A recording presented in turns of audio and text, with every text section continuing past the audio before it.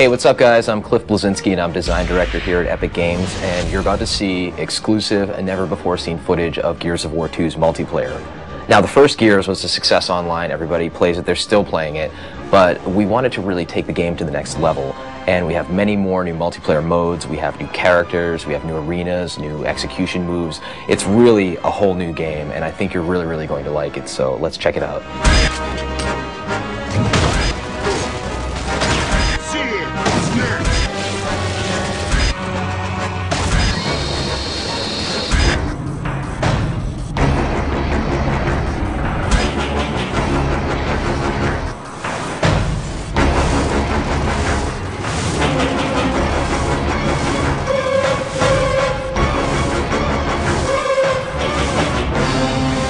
Locations you're going to see on this exclusive video are going to be River, Security, and Gridlock. And so the thing that's really interesting about them is that two of them are brand new, and one is a reimagining of the Gears 1 map, Gridlock, which is sort of the baseline for all Gears maps.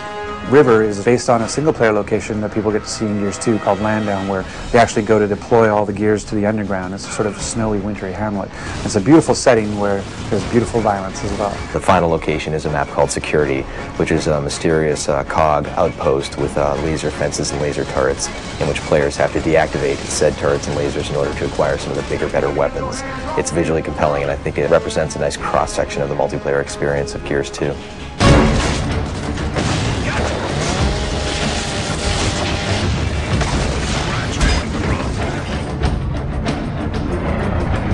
For Gears of War 2 multiplayer, there's a bunch of new things, and one of the biggest ones actually is that we've increased the player count. So we wanted to make Gears 2 multiplayer bigger, better, and more badass. One of the easiest primary ways we could do that, bang for buck, is to go to 5-on-5. Right now it really feels like a really good number of 10 players in the battlefield taking one another out, and it really kind of rounds things out nicely. We really want to make sure that whatever multiplayer mode we do is true to sort of the Gears vibe, that Gears universe version. So capture the flag. Imagine you had a flag, but the flag is a living person and armed with a shotgun and defending itself. So you're actually playing capture the flag with a flag that could kill you.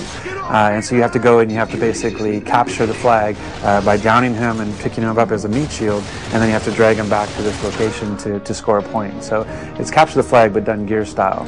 So another mode that we're showing is again sort of a reimagining of a known style, which is the Wingman, where it's you and a partner playing against everybody else. We used to call it 2v2, v2, v2, v2. The fact that Gears is really all about co-op, it didn't feel right to have this sort of just last man standing kind of gameplay.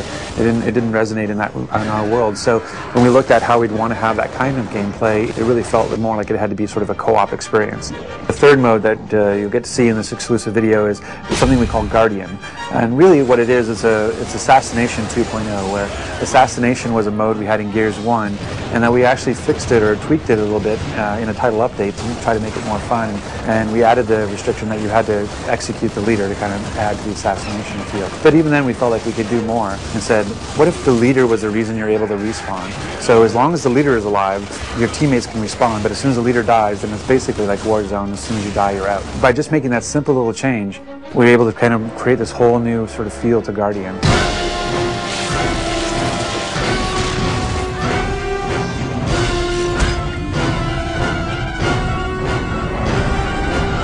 So some of the new weapons that we have in Gears of War 2 include the Scorcher, which is one of my personal favorites. It's essentially the flamethrower from hell. It is basically the most beautiful but deadly flamethrower ever conceived in a video game. Then we also have the Gorgon, which is a Locust burst pistol, which is tremendously powerful and also very heavy.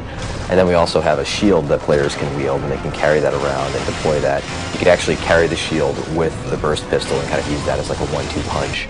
And then we have a poison grenade that players can use for area of denial in order to kind of throw this nasty, noxious cloud out. So in Gears of War 1, we had the ability of using a grenade for grenade tagging. So we found that it would be more interesting to actually take that idea of grenade tagging an opponent and actually apply it to the environment. So now you can actually take any of our 3 grenades, the poison grenade, the smoke grenade, or the frag grenade, and you can actually attach it to a wall.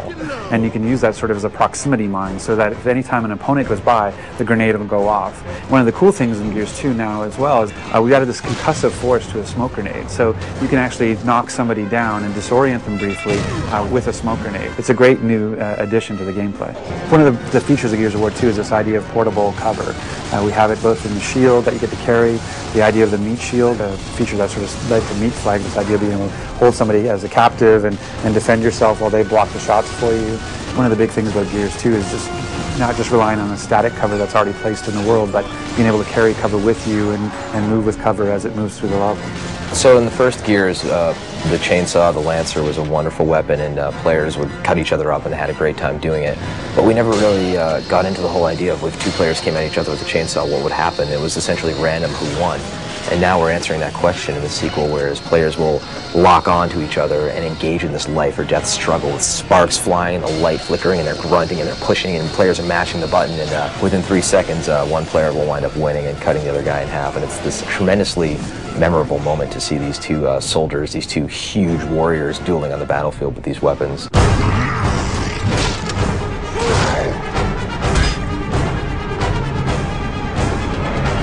In Gears 2, when you knock somebody down but not out, first of all, they can try and crawl away from you. But if you do happen to get a hold of your enemy, you can first take them hostage, which is called meatbagging them, so you're kind of holding them as a human hostage, human shield.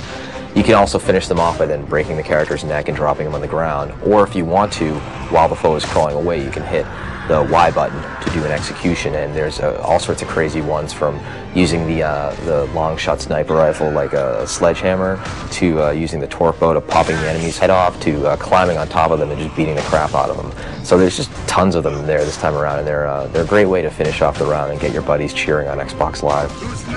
So in Gears 1, we found that a lot of players felt that evading towards their foes, rolling essentially, and shotgunning at the end of that evade was an effective technique. And that really wasn't the game that we envisioned, so we hooked in this idea of stopping power, whereas players get shot and they actually will slow down progressively with more bullets, so that players can no longer just run blindly at each other, gladiator style. They actually have to be a little bit more tricky and use the cover system and flank and deal with suppressing fire from their buddies in order to really earn their kills this time around.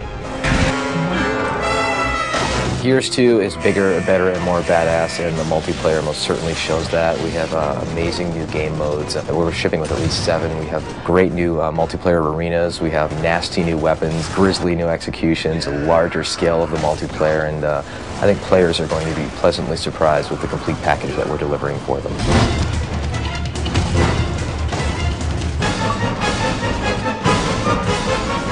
Thanks for checking out this exclusive look at Gears of War 2's new multiplayer features. Looking forward to seeing you guys this winter on Xbox Live.